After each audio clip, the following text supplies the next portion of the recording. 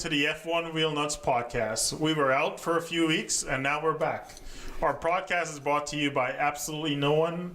It's brought to you by your blood, sweat, and tears this week. This week we'll be discussing the 2018 British Grand Prix. It was quite a great race from the get-go. Action from lights to flag, and there's so much to discuss. Right off the line, we see Vettel and Hamilton. I think we were all primed to see the two of them go at it together, on track. But we see Vettel just get Hamilton right off the line. Nick, do you think that a lot of that has to do with the Ferrari start procedure being better? It is. Than Mercedes? It is. Mercedes said today that they're going to work on fixing their starts to guaranteeing better starts. Lewis had a lot of wheel spin. Last race before that, Bottas had a lot of wheel spin. So they have to fix it, whatever it is. Something's broken. But I also think Vettel is a pretty good starter too. So the best starter in the race started back in the teens, Alonso. So I think Ferrari's always demonstrated that they're good at starting, but it's interesting to hear you guys, both of you, say that the Ferrari is superior, given that, especially in this race, Bottas came from, what was he, fourth? Fourth, yeah. And jumped into second ahead of Raikkonen, ahead of Hamilton. So I think Mercedes is equally matched on the starting. I think in this case, in the British Grand Prix, Hamilton just had a bad start, a really bad start. And then Raikkonen got boxed, which led to, further incidents. I think looking at that start at Raikkonen, it almost looked like if he had not gotten boxed in by the two Mercedes, Hamilton would have been another position down. He would have been in fourth place. Possibly, yeah. Having to fight three cars that are pretty much equal in pace with him. Yeah. Yeah, had these cars all started on one line, or even from where they started, had Raikkonen had clear space ahead, I think he would have been second coming out of turn one or turn two sector, because he was so fast. You could see him. He went on the inside, he almost touched Bottas. He came back on the outside. There was no space. He got boxed in by Hamilton. But when he did that, that's when it cleared the way for Bottas to take that position. So Bottas took him because he got boxed in, and took Hamilton because Hamilton bogged down. It was a scrappy start from a couple of people. I remember seeing replays of Perez just going skating through the pit exit with two Williams in his way. How crazy would it have been had the Williams start from pit lane and both of them exit the race before even getting out of pit lane? Yeah, Perez really screwed up my fantasy race. That makes for a real nice meme, though. I mean, did you see him just sliding past from Sorokin's view? He was drifting. He was just like sliding past, and Sorokin is exiting pit lane with cars ahead of him, and here comes Perez just sliding past. That's like when we used to play F1 2011 online with Nick. Remember Nick's goal was to crash us? Yeah. Continuing down into turn 3, that's where the big incident happened. Who are you guys apportioning blame to? All right, let me start with Mark. Who are you apportioning blame to, and did the penalty fit the crime in that case? I think yes. I think the penalty did fit the crime. I apportion blame to Raikkonen. I think it was a racing incident. I think when you start from standing, or you do standing starts in Formula One, and you are trying to make up positions, and a car is that fast off the line, he's going to be trying to make positions, and he saw he was boxed in, and he was trying to get that position. He knew Hamilton had already made a mistake off the line, so he was trying to make up that position. He got a little bit too aggressive and a little too excited, and he locked the brakes and slid into Hamilton. But from Raikkonen's onboard, you can tell that it was a mistake. You can tell he was full locked going into the corner. Hamilton did leave him space, and there's nothing different either driver would do or could have done, really. The only thing is Raikkonen would have just got on the brakes a little bit earlier. But aside from that, it's a racing incident. He got a penalty. I think he accepted the penalty. He said it was his mistake, so that was important, and I think we should move on from that. Yeah, I agree. I definitely agree.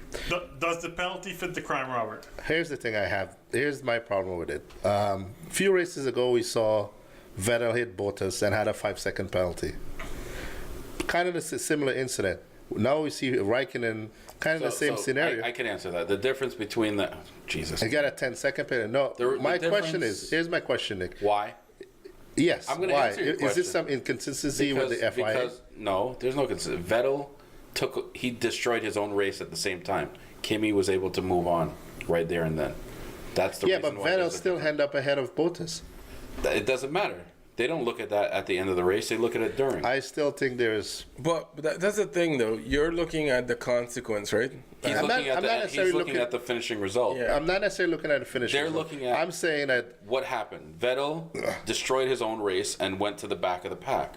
Kimi continued the race in the top 10 or wherever he was. But that's the thing. You are also looking at the consequence, and I'm not looking at the That's what the FIA is saying. I understand that, but it should be. My opinion is it should be if you hit the car, it was a mistake on your part, you get a penalty, regardless of where you end up as a result of that incident. So I think it should be the penalties should be apportioned based on the action or the event, and then you move on regardless of what the consequence is. Or I agree with you. I'm just stating why the FIA did 5 seconds versus 10 seconds. Guys, I would like to hear Robert's view. No, He's been trying to get this one out no, for a while. no. I think it's some kind of inconsistency with how they're giving out the penalties. No, And even the commentator said it. I agree like with you. You slap Raikkonen with a 10-second penalty. I feel for Raikkonen. And then you give Vettel a 5-second penalty with almost identical scenario. do you think Vettel should have then got a 10-second in France? Was it I'm France? not saying you can't go back and fix Paul Ricard. anything. I'm Yeah. saying all they need to be No, is I consistent understand you with how can't they're giving change out the it, but I'm penalties. asking, do you think then it should have been a 10-second for Vettel or a 5-second for Raikkonen? Because you want it to be equal, right? I don't know what the right answer is, but I might have said a 5-second might have been the right thing for Kimi. I don't know. Kimi? I don't know what the right answer is. I honestly don't know. I'm just asking the question. Yeah, I think there should be a little bit more consistency as well. I agree with you, and I think the penalty should be apportioned that way based on the action, not the consequence. But the FIA is looking at the fact that Lewis was at his home race. There's hundreds of thousands of British fans in the grandstands, and he is a championship contender. And here comes Raikkonen, who is not a championship contender, taking out the championship contender on his home race, track, four sectors. I think you're the conspiracy theory. You don't think that was? You don't think that played a factor in a 10-second versus Vettel's 5-second races before? It shouldn't. It shouldn't. But do you think that it did? I don't think so. I told you what I think. I think Kimi got 10 seconds because he didn't destroy his race. Yes. So continuing on, we're only at turn 3. We got quite a few laps more to go. But continuing on to that, at the end of the race, Lewis Hamilton and his bosses at Mercedes came out and said, "Oh, this is Ferrari's tactics now. They're hitting us on purpose." What do you guys think about that? I'm going to ask the two Mercedes fans. Nick, take it away. Lewis did retract his statement. No. But he did say it. He did. What do you think? What do you think about the moment of him saying it? You do say a lot of things when adrenaline's still pumping through you. So. What do you think of him saying that to begin with? Do you think it's a viable thing to say? No, he shouldn't have said it. No, he shouldn't have. It's a racing incident, like Mark said. So, at the end of the day, it's racing, and it's a racing incident. I was happy to. I agree that he shouldn't have said that. I agree also that things are said in the cockpit or outside of the car right after a race that shouldn't really be said because you have to think it through and understand what really happened. But I appreciated that he was able to retract it in the end and apologize for acting that way really right outside of the car. I really do think that he was mad and that's why he walked away instead of him being exhausted and couldn't walk. You know, there's footage that shows him outside of the cockpit right after the race, walking around talking to people. So he wasn't so exhausted that he couldn't walk. But, you know, it's given him. If I was in a race and not too many people want to talk to that guy anyway. Look before the race. Didn't they try to, no, not Hamilton. Brundle. He tried to interview Kimi, and what did Kimi say to him? I'm busy. Go away. Yeah, but this one is a required interview. That's the thing. So was the one before. No, not really. No. That's why they extended the pre-race. so that Brundle could be on the floor and talk to all the drivers. Yeah, It made it a point that all the drivers have to be out to talk to him. but the post-race interviews is a requirement. As a driver, if you end up on a podium, you have to be interviewed. And he was interviewed on the podium. Yeah, he was. I'm really just glad that he made it up on the podium Yeah, because he was tired. of all those stairs you got to climb. I mean, he did come in second, so it was a bigger stair. He did. He did win last year, though. So the championship. He is the reigning Continuing champion. on. He's the reigning champion, isn't he? That incident at turn 3 led us to some pretty good racing as a result of it. We saw Lewis drop back, and he was complaining about a lot of damage that he had on the car. But did you hear why? I heard why. Because you sent me the video I heard to explain why. Okay. I'm interested. Why? You didn't watch the video?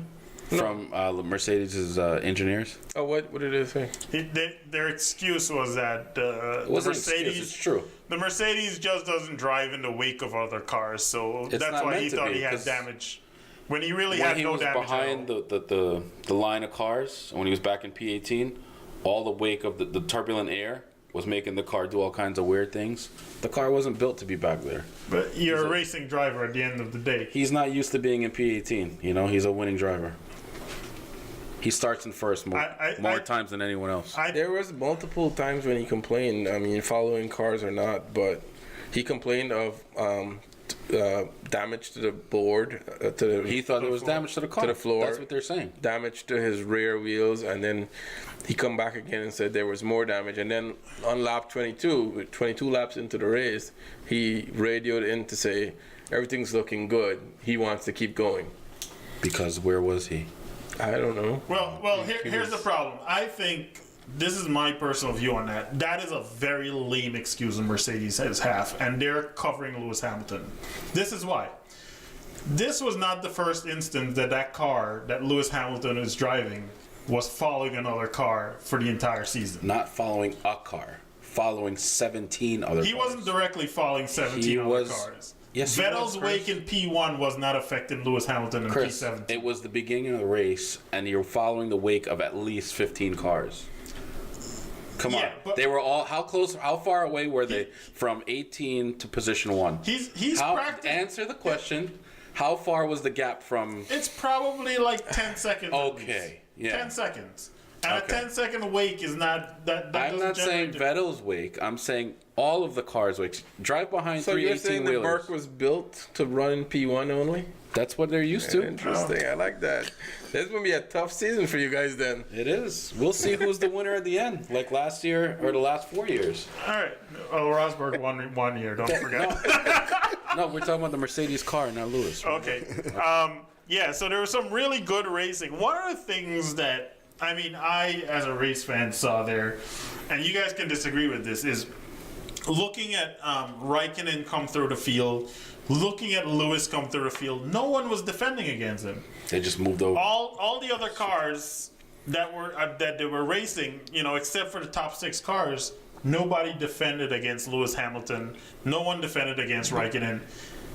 Is this what we want to see in Formula One? If you're the boss for a top team, do you want to see, this guy could potentially think of bringing him into my team? He's just letting people buy it. Do you want to see that? Can I add to that?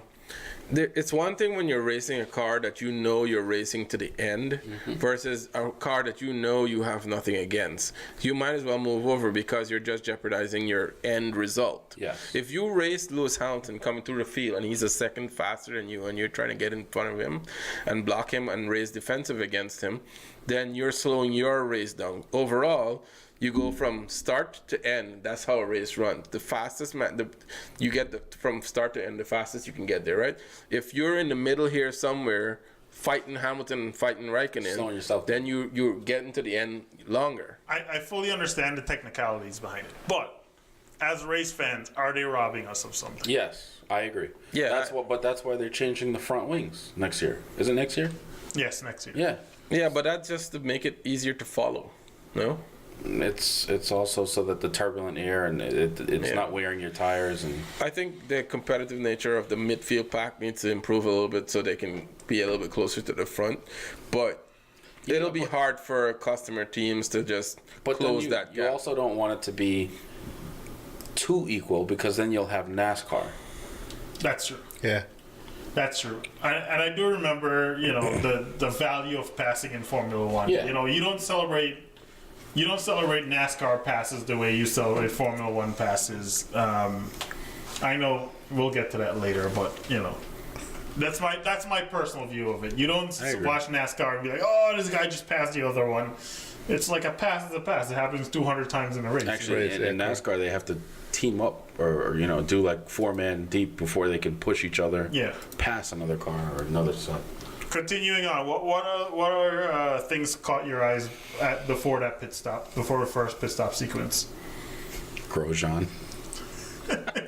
The new Maldonado. Well, Grosjean did get into Magnussen right out. Yeah. Yeah, turn but I don't three. think anything happened. I don't think. No, he damaged Magnussen's floorboard. No, I don't think that. They got called to the stewards, I think, after the race. Yeah. And they Two had teammates. two teammates and the team principal. Oh yeah. So Yeah, I think Grosjean's messing up results. This is the I think he's third, gone. fourth time we've seen him mess up results for that team. And they were, I think if I recall, they started 7th, 8th, maybe. Yeah, so they were very, very close, but they could have even given the Red Bulls a run because of the Ferrari power that was sitting behind them. And the Red Bull cars were obviously suffering a lot. So I think Grosjean's. We've talked about it before a few times that he's messed up. I mean, in Austria, he had a great result. I don't think he's finishing the season in that car. You don't think so? Nope.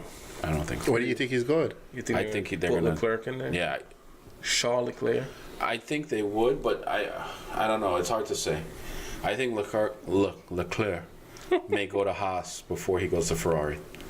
We will see. I would like to see him go to Haas before Ferrari as well. I'd like to see him go to Ferrari. Either way, he's going to produce. But back to the Grosjean thing.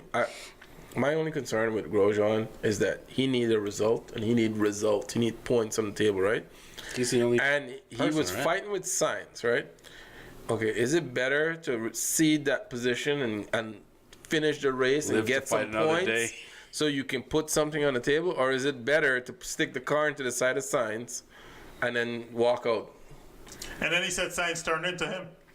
Yeah, that was also a racing incident. I don't think that it was fully his fault, but when you're running into that corner, you should see that position. Wasn't it Sainz that ran into him during the safety car? No, that was Ericsson. Oh, it was Ericsson, man. Ericsson hit me. Ericsson might have hit him this weekend too, into Sainz. But we saw Raikkonen and Verstappen go into that same turn one sector, and they came out alive.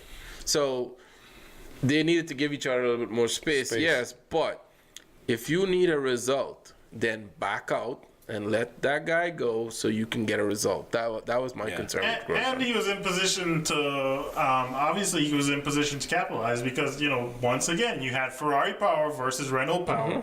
Put it on the straights and the Ferrari's going to outdrag him. I mean, all things being equal, if they had equal tires and everything, the Ferrari power was going to outdrag him. It wasn't even halfway in the race yet, so he still had the full race to go to get a result. So I'm a little bit over Grosjean right now. I think he needs to go. Yeah. I don't know if he'll, per your note just now, if he'll make it towards the end of the season. I don't know. I would he's like gone to by give the him the halftime. opportunity, but you can sense the frustration from the Haas management because I think one of the commentators in the race said that they saw Gunter Steiner and he said just another day at Haas. So that's ridiculous when all you're doing is picking up the pieces. Haas has a lot of issues right now as a team. But here's the thing. They have a fast car. They do. The thing is fast. The things are rocket ship, especially in high-speed circuits. The things That's are why rocket ship. I think Leclerc may go to Haas.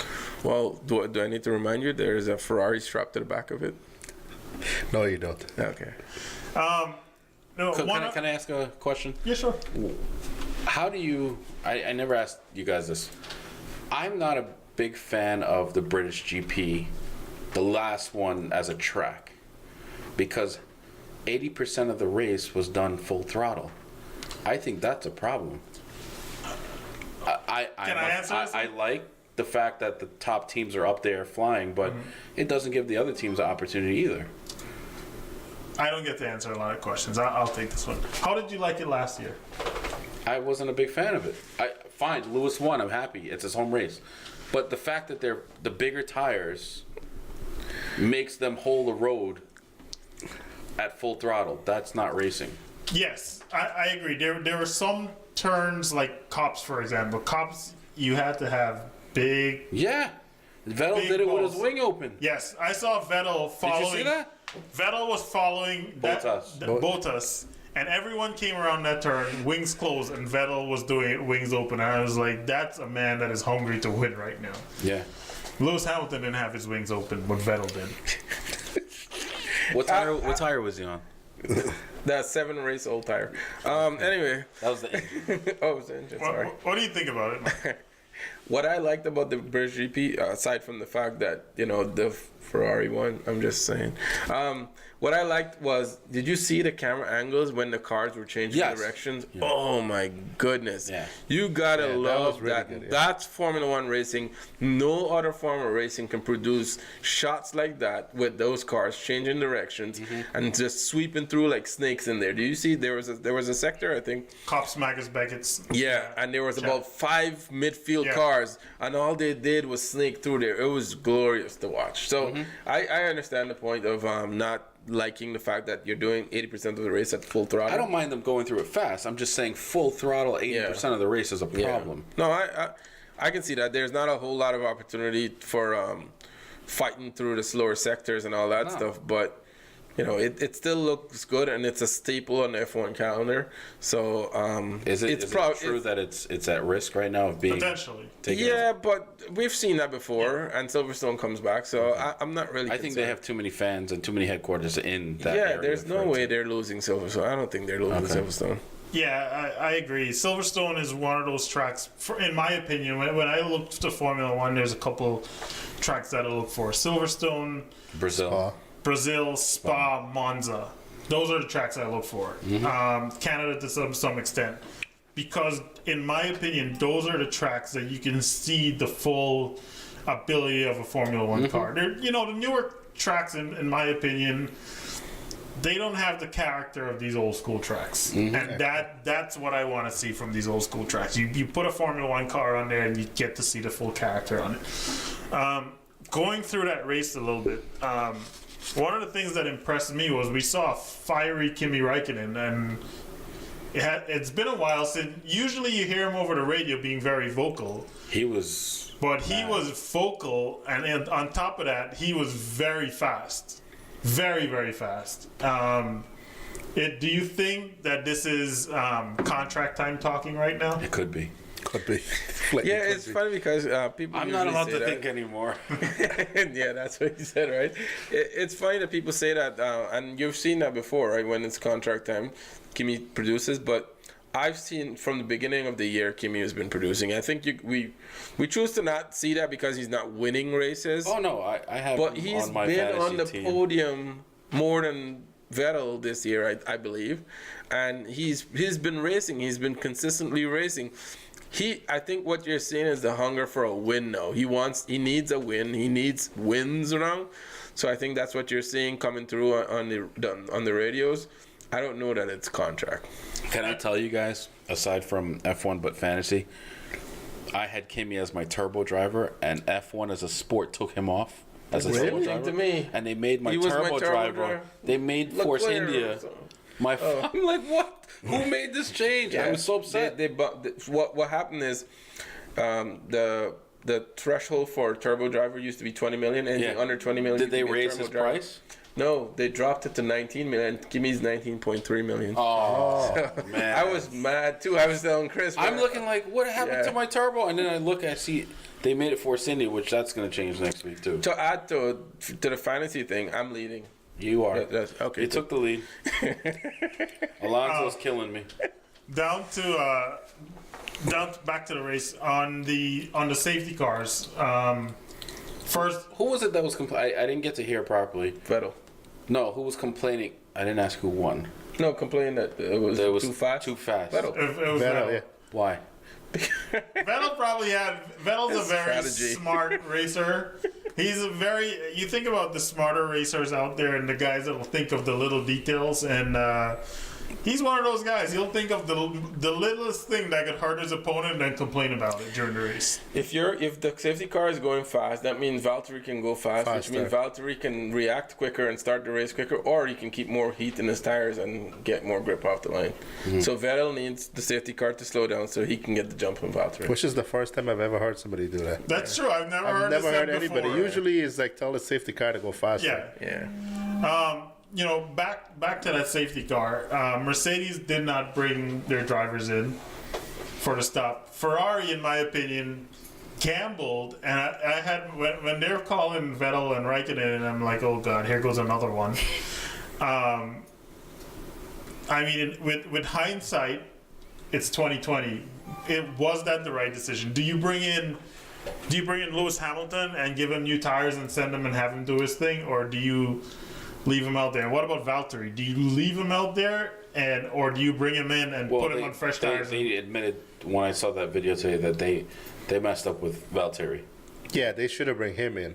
I think the Lewis strategy was right, but they should have bring Valtteri Bottas was in. on really old tires. Yeah, was I think So, 4 or 5 laps. It would have lasted if there was no safety car to end the race, apparently, but there was a safety car and they should have brought him in. But that's what aided him. The dual safety cars is what aided him. That kept him out, actually kept him fighting for so long with Vettel, because had there not been that second safety car period, he would have dropped before Valtteri. And that was their mistake. They should have split the strategies and bring one, either One or. driver, They should have bring one, because they had enough of a gap. They could come back fighting those Red Bulls. The Red Bulls had nothing on the Mercedes. So they would have cleaned up the Red Bulls, and Lewis could have came back and sat in fourth again. Or they could have split a strategy and bring in Valtteri, and he would have cut through a field. Yeah, I think that safety car period really helped out a few drivers. I think Raikkonen probably got a lot of help from it. Lewis obviously got a lot of help from it because he stayed out. The Red Bull guys came in, but they were nowhere this weekend. I think they were probably in Haas category with their speed this weekend. But to add to the safety car, the only reason Hamilton made it to the podium was because of the safety car as well. Because while he had an amazing race and he cut through the field, he was a 30-second gap to fourth. The safety car brought him back up. So with that, they closed the gap, and he was able to make that podium, which is great for him as a good result for him being tagged at the fourth sector. Last 10 laps, who do you guys think was going to win it? I thought it was Vettel. I thought it was Bottas at first. No, Because he had a commit, but I didn't know. yeah. I mean, I know who I wanted to win. It came down to the last lap, in all honesty. Yeah, I was 5 laps in, and you didn't know who was going to win the race, and you also didn't know what the podium was going to look like. That was an awesome race. And this is the way F1 should be. yeah, that was the last 10 laps was like an amazing piece of race between Bottas, Vettel, I think it was Lewis, and then Raikkonen. Yeah. I think at one time I just see them going through. Yeah, It was Mercedes, Ferrari, and it was awesome looking at the fact that I'm a Ferrari fan, obviously, but the fact that I couldn't tell. the fact that this year what you saw there was the entire year summarized for you. It was Ferrari chasing Mercedes for the top step. It's been the last 4 years, and it came back in the British Grand Prix. And I also think it's a good indicator of what the year will end like. So, But I don't think we've ever seen that in a long time. Like you got Especially the for the lead. Yeah. And it was a 4 top proper guys chase. battling it out. Last 10 laps. Yeah, I mean, these guys were wing to diffuser. You see Vettel on Bottas. His wing was pretty much connected to the diffuser. You saw Raikkonen was hassling Hamilton. It was absolutely great stuff to look at. So to that also, and we all know the result of the race, but do you think that Kimi had an opportunity to be in second place in this race? Because he was chasing Hamilton, right? And the restart, he was chasing Hamilton. Vettel was chasing Bottas, right? Vettel got past Bottas. Why couldn't Kimi get past Hamilton? Honestly, I think Hamilton is a tough opponent. He's a four-time world champion. I don't think he's gonna make it that easy for Kimi to pass him, especially in that situation. Yeah, I completely agree with you. The thing is, we always talk about the 4-time world champion in Vettel, but this was the 4-time world champion in Lewis Hamilton. Lewis Hamilton knew he needed to protect that position, and he knew he needed that result to regain what he was losing. And he wasn't about to let Kimi take it from him. And Kimi tried. Kimi did not just sit there. He tried. Yeah. But he had nothing for Hamilton, even though Hamilton had older tires and obviously a motor that's 7 races old. Oh, there wasn't this one. Oh, sorry. Three races. Oh, okay. And with that, we should start wrapping up our podcast. I want to, thank all the viewers for coming and watching, and we'll make a note that we will have another podcast next time Ferrari wins again. Maybe the end of the season. No, it was, in all honesty, I think that race was one of the better races we've had this season. We have some great races, and then we've had a few snoozers. This one was right up there. I think just action-packed all the way through, having 2 top guys come through the field. There's nothing else you can ask for in Formula One, in my opinion. That was the best of it. Yeah, you're right. I think Mark had said something a few podcasts ago.